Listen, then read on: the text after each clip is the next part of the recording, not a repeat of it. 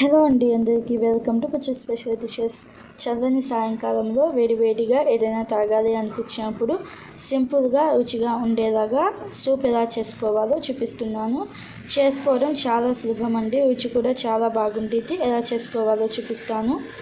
ముందుగా మిక్సీ జార్లో ఒక హాఫ్ కప్పు దాకా స్వీట్ కార్న్ వేసుకోండి. దీనిలోనే పెద్దవైతే 2 వెల్లుల్లి రెబ్బలు, చిన్నవైతే 3 వేసుకోండి.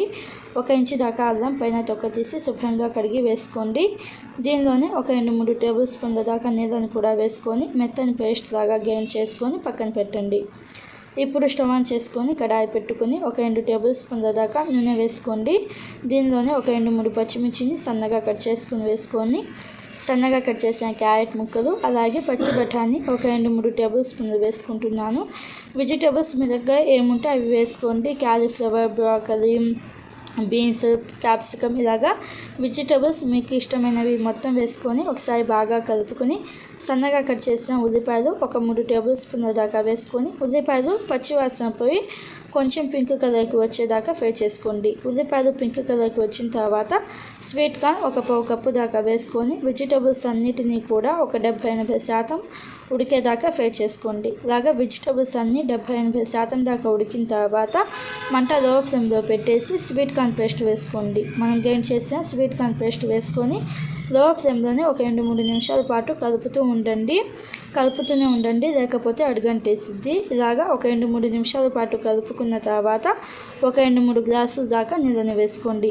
నీళ్ళని కూడా వేసేసి ఒకసారి బాగా కలుపుకొని ఉప్పు సరిపోయిందో లేదో చూసుకొని అడ్జస్ట్ చేసుకోండి.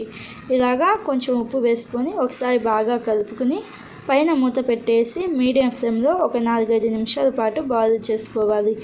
సూప్ బాయిల్ అయ్యే లోపల కార్న్ఫ్లోర్ స్లరీ కోసం ఒక బౌల్లో ఒక 2 టేబుల్ స్పూన్ల దాకా కార్న్ఫ్లోర్ వేసుకొని కొంచెం నీళ్ళు వేసుకొని ఉండలు లేకుండా బాగా కలుపుకుంటే కార్న్ఫ్లోర్ స్లరీ అనేది రెడీ అవుతుంది. దీనివలన సూప్ అనేది మనకి కొంచెం థిక్గా ఉండిద్ది. ఇలాగ కార్న్ఫ్లోర్ స్లరీ అయిపోయింది. ఇది కూడా ఒక 2-3 నిమిషాల పాటు బాయిల్ చేసుకున్నాం కదా సూప్ని. ఇలాగ సూప్ అనేది బాయిల్ చేసుకున్న తర్వాత సన్నగా కట్ చేసిన కొత్తిమీర వేసుకోండి. అలాగే ఎడిట్ చేసుకున్న కార్న్ఫ్లోర్ స్లరీ కూడా వేసుకొని ఒకసారి బాగా కలుపుకొని మీకు సూప్ ఇంకొంచెం నీళ్ళు పడతాయి అనుకుంటే సూప్ కన్సిస్టెన్సీ అనేది ఈ టైంలో అడ్జస్ట్ చేసుకోండి. ఇంకొంచెం నీళ్ళు వేసుకొని బాగా కలుపుకొని పైన మూత పెట్టేసి లో ఫ్లేమ్లో ఇలాగా ఒక పొంగు వచ్చేదాకా ఉడికించుకుంటే సరిపోతుంది.